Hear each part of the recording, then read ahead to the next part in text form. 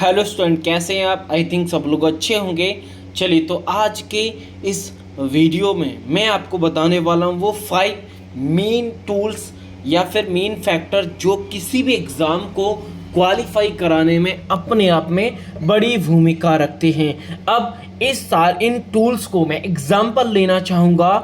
आप जो student CPCT जुलाई 2022 exam की तैयारी कर रहे हैं, यानी ये 5 टू हर एग्ज़ाम को क्वालिफाई करने के लिए फैक्टर रहने वाले हैं और हमेशा रहते हैं। लेकिन इसको एग्जाम्पल के थ्रू अगर आप समझोगे तो काफ़ी ज़्यादा हेल्पफुल होगा। इसीलिए मैंने जो स्टूडेंट सीपीसीटी जुलाई 2022 एग्ज़ाम की तैयारी कर रहे हैं, मैंने उनको उनके एग्ज़ाम को टारगेट करते हुए इन टूल्स को समझाने का प्रयास करूंगा। और ये वीडियो अकेला सीपीसीटी जुलाई 2022 वाले स्टूडेंट के लिए नहीं है, ये हर स्टूडेंट के लिए जो किसी भी कॉम्पिटिटिव एग्ज़ाम की तैयारी करना चाहता है या फिर कर रहा है और अपने एग्ज़ाम को फर्स्ट अटेम्प्ट में या क्विकली शॉर्ट टाइम में क्वालिफाई करना चाहता है। तो काफ़ी इम्पोर्टेंट फैक्टर है। अगर आपने इन पर प्रैक्टिकल वे में काम कर लिया तो डेफिनेटली 100% एक्यूरेसी के साथ आपका एग्ज़ाम क्वालिफाई होगा। कोई भी आपका चांस नहीं रहेगा कि आप डिस्क्वालीफाई हो जाएं। अब ये मैं अगर इन फैक्टर के नाम आपको बताऊं तो नाम हर स्टूडेंट को पता है कि हाँ सर, ये तो हमें भी पता है कि हाँ करना चाहिए, लेकिन बिल्कुल सही बात है, ये फैक्टर के नाम आपने सुने होंगे, काफ़ी स्टूडेंट इन पर काम भी करते होंगे। लेकिन इन पर काम करने का थोड़ा सा अगर आप वे ऑफ मतलब वर्क थोड़ा सा अलग कर देंगे तो कहीं ना कहीं आपको एग्ज़ाम क्वालिफाई करने में काफ़ी हेल्प मिलेगी। ये मेरा पर्सनल एक्सपीरियंस और मेरी टीम का रिसर्च वर्क है। उन्होंने प्रॉपर तरीके से स्टूडेंट के साथ रिसर्च की है कि वो कहाँ पर गलती करते हैं। तो आज के इस वीडियो का मेन टारगेट है कि आप एग्ज़ाम को क्वालिफाई करना चाहते हैं तो फैक्टर्स कौन कौन से हैं या वो टूल्स कौन कौन से हैं, या फिर मैं बोलूँ सिंपल टर्म में वो एसेसरीज कौन कौन सी हैं जिनको आपको एग्ज़ाम में, जब आप कोई भी एक कॉम्पिटिटिव एग्ज़ाम में बैठ रहे हो तो वो सारे टूल्स आपके पास होना ज़रूरी है। अगर नहीं है तो एक आप जो स्टूडेंट वहाँ पर बैठ रहे हैं, जो एबिलिटी रखते हैं उस एग्ज़ाम को क्वालिफाई करने की, उनसे आप एक कदम पीछे जाते हो अगर आप किसी भी टूल्स पर आपने काम नहीं किया है। तो एग्जाम्पल लेंगे सीपीसीटी जो जुलाई 2022 स्टूडेंट के लिए काफ़ी हेल्पफुल वीडियो होने वाला है क्योंकि इनका एग्ज़ाम अभी रिसेंटली होने वाला है। चलिए, तो मैं स्टार्ट करता हूँ उन 5 टूल्स के माध्यम से। टूल्स में अगर आप देखेंगे तो टूल्स में फर्स्ट टूल्स है, पहले तो मैं इनका नेम आपको डिफाइन कर देता हूं। पहला टूल्स है सिलेबस। सिलेबस सभी को पता है कि सिलेबस कवर करना चाहिए, लेकिन ये किसी को नहीं पता कि सिलेबस कंप्लीट करने का उस पर्टिकुलर एग्जाम के प्रति कैसा हमारा रास्ता होना चाहिए जिससे सही तरीके से उस एग्जाम का सिलेबस कवर किया जा सकता है। लेकिन इस सिलेबस को कवर करने के लिए हमें कहीं ना कहीं टूल नंबर सेकंड की ज़रूरत पड़ती है। वो टूल नंबर सेकंड है प्रीवियस ईयर पेपर्स। अब ये वो चीज़ें दोनों जो कम से पहले सिलेबस को कंप्लीट करने के लिए हमें टूल नंबर सेकंड की भी ज़रूरत पड़ेगी। कैसे, ये अभी तक आपने नहीं सुना होगा, लेकिन मैं अगर आपने ऐसी मतलब ऐसे वर्क किया किसी भी एग्ज़ाम के प्रति तो ये मान के चलना आपका सिलेबस 100% एग्ज़ाम ओरिएंटेड कवर हो जाएगा। और एग्ज़ाम ओरिएंटेड अगर आप कंटेंट पढ़ते हो तो एग्ज़ाम में क्वालिफाई होने का जो गारंटी है 101% हो जाती है। ये डिफाइन है, अभी हम देख लेंगे। चलिए, तो सिलेबस की अगर मैं बात करूं तो सिलेबस, एक तो सिलेबस होता है जो पर्टिकुलर कोई भी एग्जाम दे रहे हो तो उसने जो असाइन किया है। एक वो सिलेबस होता है जिसके आधार पे आपके एग्जाम में क्वेश्चन पूछे जाते हैं। क्वेश्चन मतलब यानी वेटेज, यानी किस पर्टिकुलर टॉपिक का कितना वेटेज रहता है, ये स्टूडेंट को नहीं पता होता। ये पता कहाँ से चलता है, जब हम प्रीवियस ईयर पेपर पे काम करते हैं। अगर आपने प्रीवियस पेपर पे काम किया है, वो भी प्रॉपर तरीके से किया, ऐसा नहीं प्रीवियस पेपर आपने लगा लिया काम हो गया, नहीं। ऐसे आप कितनी पेपर लगा लोगे कोई मतलब नहीं है मेरी नज़र में। मेरा मानना ये है कि अगर आप एक पेपर पे काम कर रहे हैं तो प्रॉपर तरीके से एनालाइज करिए और ये चेक करिए कि उस पर्टिकुलर टॉपिक में नंबर ऑफ क्वेश्चंस कितने हैं और उन क्वेश्चन का लेवल क्या रहता है। काफ़ी टॉपिक्स ऐसे होते हैं जिनका वेटेज अच्छा खासा होता है और उन टॉपिक्स के जो क्वेश्चन का लेवल है इजी, मीडियम और हाई, यानी हर लेवल के क्वेश्चन उस टॉपिक में आज से आते हैं। और काफ़ी टॉपिक्स ऐसे भी होते हैं जहां से क्वेश्चन हार्ड आता है सिंपल, तो वो भी आपको पता होना ज़रूरी है। लेकिन वो कहाँ से पता चलेगा, वो आपको जब प्रीवियस पेपर पर काम करोगे वहाँ से पता चल जाएगा। फिर जब आप टॉपिक प्रीवियस पेपर में ये सारी चीज़ों पर एनालाइज कर लेते हैं, उसके बाद निकल के आता है एग्ज़ाम ओरिएंटेड सिलेबस। अब एग्ज़ाम ओरिएंटेड जब आप सिलेबस पढ़ते हो और एग्ज़ाम है, जैसे का भी आप एग्ज़ाम दे रहे हो, उसने जो असाइन किया है, अगर दोनों को समराइज करके आप सिलेबस को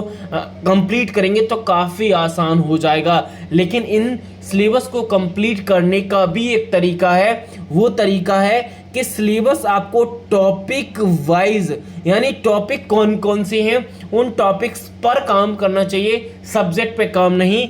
टॉपिक के बाद उन टॉपिक्स में कौन कौन से कॉन्सेप्ट मोर देन मतलब मल्टीपल टाइम्स रिपीट होते हैं, वो चीज़ आपको समझना ज़रूरी है। कुछ टॉपिक्स तो ऐसे होते हैं जिनमें एक फेवरेट कॉन्सेप्ट होता है, हर बार एग्ज़ाम में वो देखने को मिलता ही मिलता है। जैसे मैं एग्जांपल लूँ, CPCT जुलाई 2022 का एग्ज़ाम या रिसेंटली जितने भी एग्ज़ाम हुए उनके आधार पर मैं बताऊँ तो CPCT का सबसे फेवरेट जो टॉपिक है वो है MS वर्ड। किसी भी स्टूडेंट ने अगर इस पर काम कर लिया तो मेरी नज़र में उसने लगभग ये मान के चलिए कि लगभग 35% to 40% सिलेबस अकेला एक ही टॉपिक कंप्लीट कर जाता है कंप्यूटर में। तो ये जानकारी आपको कहाँ से मिलेगी, नॉलेज कहाँ से मिलेगी, ये इन्फॉर्मेशन कहाँ से मिलेगी?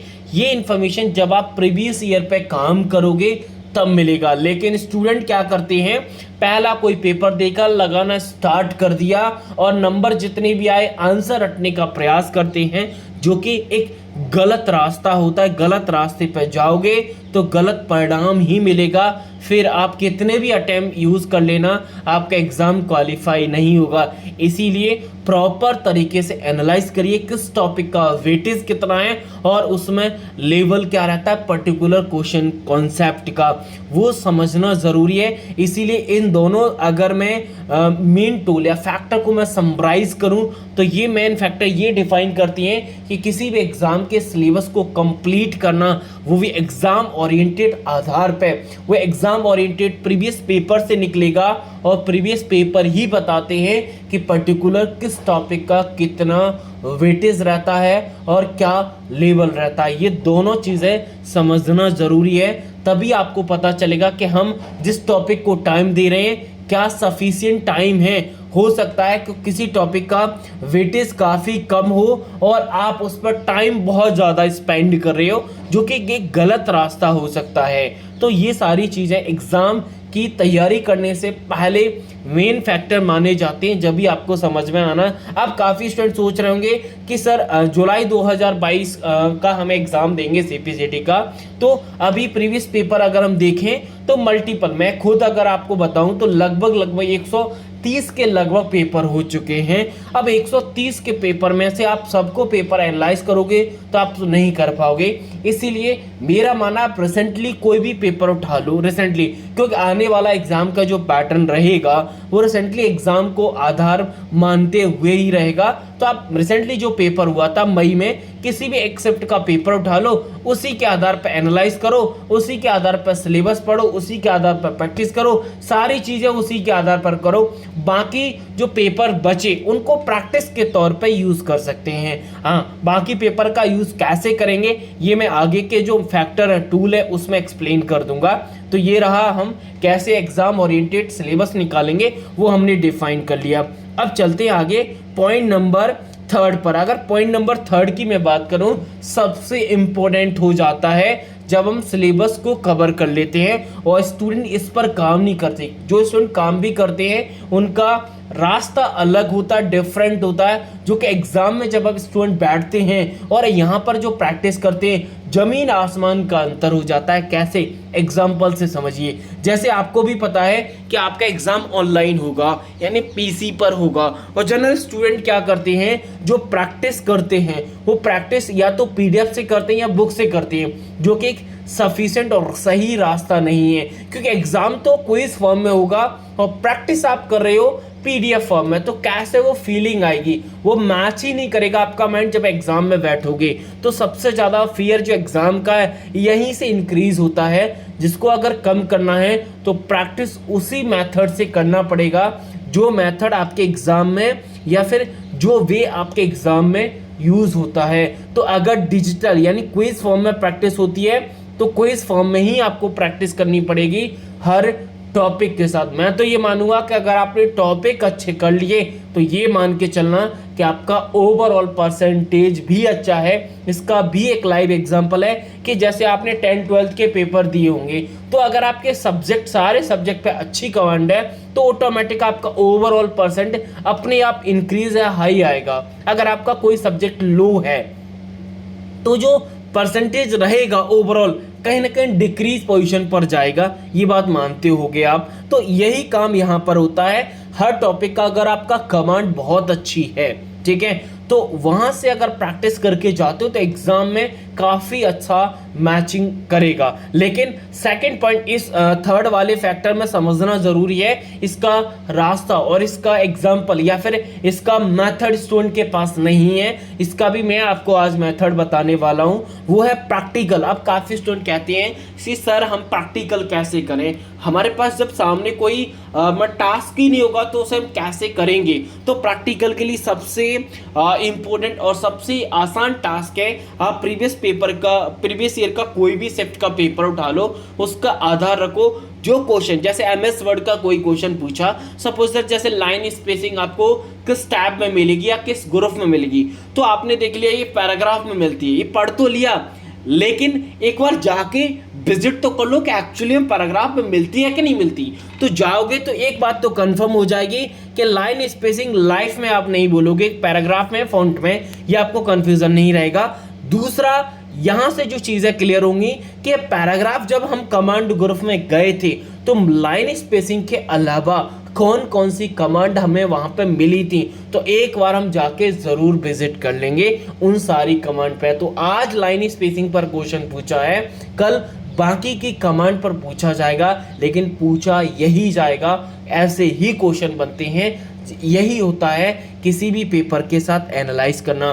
तो आज आपको रियल में समझ में आ गया कि किसी भी पेपर के साथ आप प्रैक्टिकल कैसे करें। ऐसा नहीं कोई बुक दे दे प्रैक्टिकल की फिर आपको प्रैक्टिकल करना चाहिए, ऐसे किसी के पास ना तो कोई बुक है ना सफिशिएंट कोई टास्क है जिसके आधार पर एग्जाम के क्वेश्चंस को आप सीधा अटेम्प्ट कर सकते हैं। तो उसका सही मेथड है कि एग्जाम को क्वेश्चन का सीधा आप सामने रखिए ना, और ऐसा नहीं है अब आप बोलेंगे सर सॉफ्टवेयर के क्वेश्चन का हम प्रैक्टिकल कैसे करें, फंडामेंटल के क्वेश्चन का प्रैक्टिकल कैसे करें। अरे हर टॉपिक का प्रैक्टिकल करना जरूरी थोड़ी है, ना ही इतना ज्यादा आसान भी है।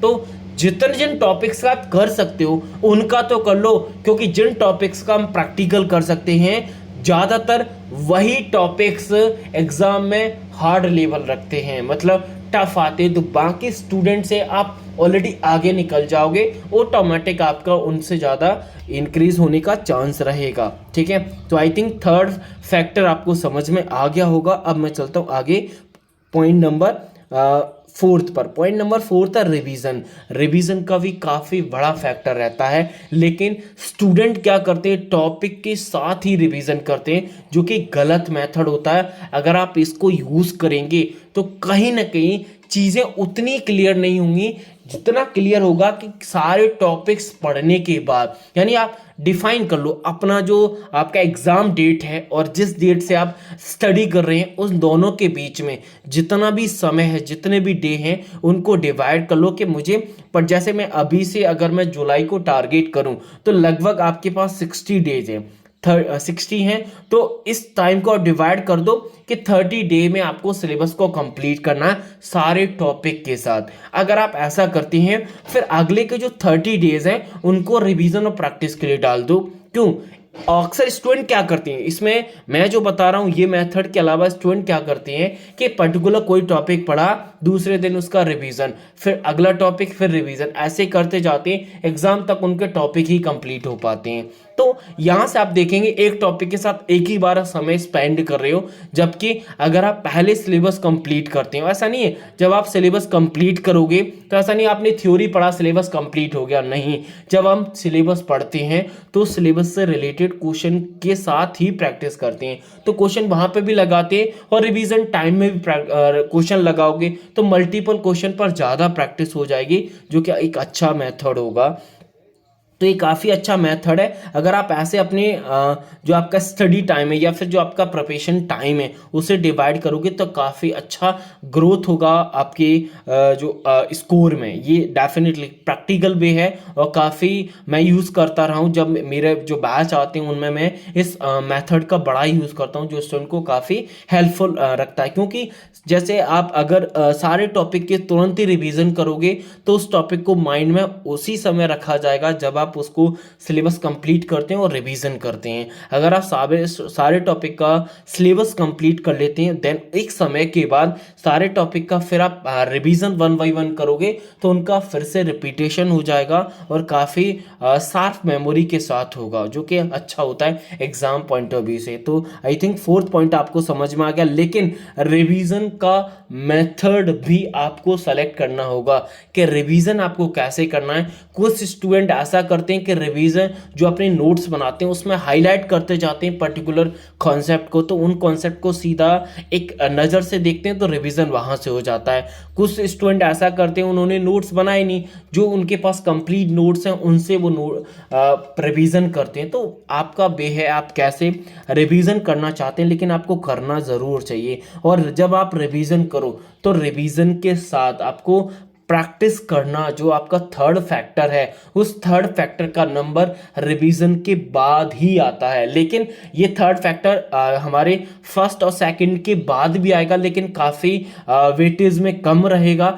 नंबर जो मतलब नंबर ऑफ वेटेज जो निकलेगा रिवीजन के बाद ही निकलेगा। रिवीजन के बाद जितने ज़्यादा क्वेश्चन लगाओगे उतना ज़्यादा यूजफुल रहेगा एग्जाम में क्वेश्चन को अटेम्प्ट करना। तो आई थिंक फोर्थ फैक्टर काफ़ी इंपॉर्टेंट है, समझ में आ गए होंगे। अब हम चलते हैं आगे फैक्ट नंबर या टूल नंबर 5 पर। टूल नंबर 5 भी काफ़ी इंपॉर्टेंट रोल प्ले करता है आपके एग्जाम में। वो क्या है, यानी आपने जब सारा सिलेबस कर लिया, रिवीजन भी कर लिया, प्रैक्टिकल भी कर लिया, प्रैक्टिस भी कर ली, यानी सब कुछ आप प्रॉपर तरीके से तैयार हैं। अब आपको चेक करना है कि आपकी पोजीशन, यानी आज अगर आप एग्जाम में बैठते हैं तो आपका स्कोर क्या रहता है, ये समझना सबसे ज़्यादा ज़रूरी है। और यही स्टूडेंट, जब से हम सीपीसीटी में आए हैं या इस फील्ड में हम आए हैं तो हमने एक बात देखा है कि स्टूडेंट की जो वीकनेस है या स्ट्रेंथ है वो उनको एग्जाम में जाके ही पता चलती है। कि उनके जैसे 37 मार्क्स आ रहे हैं तो उनको एग्जाम से पहले ही नहीं पता चलता कि उन्होंने जितना पढ़ा है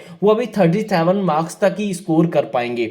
तो अगर आपको पहले ही पता चल जाए कि आप एग्जाम देने जाओगे तो आप डिस्क्वालीफाई हो, तो कहीं कम से कम उस डिस्क्वालीफाई पोर्शन पर काम तो कर सकते हो। और यही स्टूडेंट के साथ होता है। तो इसके लिए सबसे ज़्यादा रोल प्ले करते OMT यानी ऑनलाइन मॉक टेस्ट जो आते हैं, या फिर जो मॉक टेस्ट आप यूज़ करते हो किसी भी एग्जाम के लिए, वो सबसे ज़्यादा फैक्टर प्ले करते हैं। लेकिन इसमें भी स्टूडेंट का एक ड्रॉबैक है, वो नंबर ऑफ मॉक टेस्ट पर ज़्यादा बिलीव करते हैं। यही मैंने प्रीवियस पेपर में भी आपको समझाया था कि प्रीवियस पेपर में एक पेपर लगाओ, अगर आपने उस पर एनालाइज कर लिया तो ये मान के चलना कि वो ज़्यादा यूज़फुल होगा, ना कि आप मल्टीपल पेपर लगाते चले जाओ और उनसे आंसर क्लिक करते जाओ, उससे कोई बेनिफिट नहीं मिलेगा। यही काम आपको ऑनलाइन मॉक टेस्ट के साथ करना है किसी भी एग्जाम, यानी एक पेपर लगाओ, जब आपका कोई भी स्कोर हो, आपका सपोज दैट आप क्वालिफाई हो, सपोज दैट मैं एग्जांपल ले लेता हूँ, जैसे 75 मार्क्स का आपका पेपर होता है, एक स्टूडेंट के 60 मार्क्स आ रहे हैं, एक के आ रहे हैं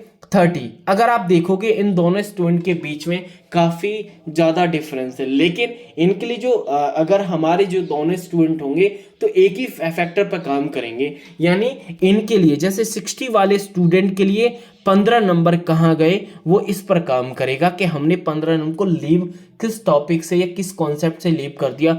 हो सकता है वो टफ हार्ड वाले हों तो उनको लीव कर देंगे, उन पर ज़्यादा माइंडेड नहीं करेंगे, और हो सकता है वो 15 आसान हो छोड़ दिए तो उन पर काम करेंगे। और 30 वाले स्टूडेंट को भी यही काम करना है कि उसने 45 क्वेश्चन कहाँ पर लीव कर दिए, किस टॉपिक से वो लीक कर रहा है, तो उसको गैपिंग को फुलफिल करने का काम करेंगे। दोनों स्टूडेंट यही काम करते हैं, इसीलिए हमारे जो स्टूडेंट होते हैं उनको ना तो ये ख्याल रहता कि वो जो हाईएस्ट स्टूडेंट हायर स्कोरर है उसको भी वही काम करना है और जो लोएस्ट स्कोरर है उसको भी वही काम करना है, इसलिए सारे स्टूडेंट सेम पोजीशन पर रहते हैं, काम उनको वही करना है। एग्जाम उनका रिजल्ट अलग रहता है, जितना जो काम कर जाता है उनका रिजल्ट उतना ही इम्प्रूव हो जाता है। तो आई थिंक ये पांचों फैक्टर आपको समझ में आ गए होंगे।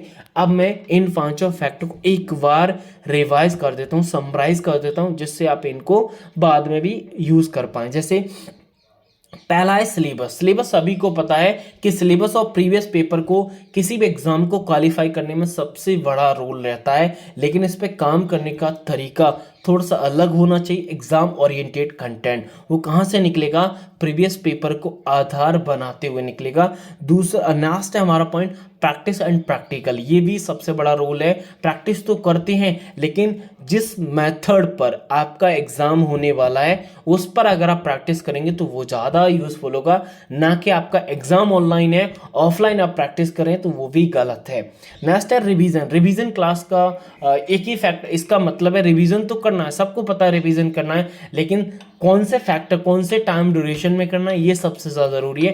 पहले सिलेबस कंप्लीट कर लो, उसके बाद रिवीजन को करो। ऐसा नहीं कि टॉपिक खत्म रिवीजन स्टार्ट, ऐसा नहीं, तो वो सही मेथड नहीं है। साथ ही साथ में किसी भी एग्जाम को आप देने जा रहे हो उससे पहले मॉक टेस्ट ज़रूर लगा लो, जिससे आपको अपनी पोजीशन डिफाइन हो जाएगी कि जब एग्ज़ाम में बैठेंगे। और जब आप किसी भी ऑर्गेनाइजेशन के ऑनलाइन मॉक टेस्ट लगाओ तो उसका लेवल पता होना ज़रूरी है। आपने देखा होगा अक्सर जो ऑर्गेनाइजेशन होते हैं जो किसी भी एग्ज़ाम के मॉक टेस्ट बनाते हैं वहाँ पर दो लेवल रखते हैं, या तो वो बिल्कुल ही आसान रख देंगे जिससे आपके स्कोर बहुत अच्छा रहेगा, आप खुश रहोगे कि मेरा स्कोर तो बहुत अच्छा आ रहा है। और काफ़ी ऑर्गेनाइजेशन ऐसे होते हैं जो हाई रखते हैं, यानी उनका लेवल हार्ड ही हार्ड होता है, उनका स्कोर लोएस्ट चला जाता है, तो वो ये सोचते हैं मैं तो पास ही नहीं हो पा रहा, जो कि गलत है। ये आप कैसे पता करोगे, ये जब आपको पता चलेगा जब आप किसी भी एग्ज़ाम का, अगर आपने एग्ज़ाम ओरिएंटेड कंटेंट के साथ स्टडी किया है तो किसी भी ऑर्गेनाइजेशन के जब आप मॉक टेस्ट लगाते हो तो देखते ही आपको समझ में आ जाता है कि उसका एग्ज़ाम लेवल के हिसाब से है या फिर अप एंड डाउन से हैं, तो वो आपको देखते ही पता चलेगा या आपको खुद एनालाइज करना पड़ेगा। ऐसा नहीं है कोई आपको आके बताएगा कि इसके एग्ज़ाम लेवल के हिसाब से इसके लगा लो आप, तो ये तो आपको खुद ही पता लगेगा। ठीक है, अब बात आती है कि सर हम सीपीसीटी जुलाई 2022 एग्ज़ाम की तैयारी करें, हमारे लिए फैक्टर आप समराइज़ करें कि कहाँ पे देने वाले हो। अगर हम आपके साथ जुड़े तो वो मेथड क्या है, वो तरीका क्या है जिससे आप इन सारे फैक्टर के साथ हमारे साथ काम करोगे।